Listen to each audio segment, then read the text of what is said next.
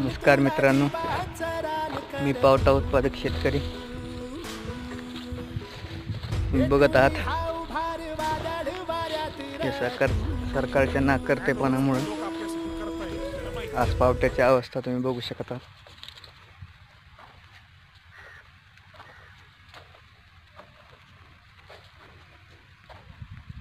यातून एक गोष्ट शिकायसारखी आहे मित्रांनो, की प्रत्येक शेतकऱ्याने हे स्वावलंबी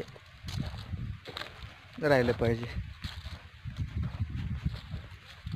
या सरकारच्या भरोश्यावर किंवा या लाईटच्या भरोश्यावर कोणतंही उत्पन्न आपण काढू शकत नाही.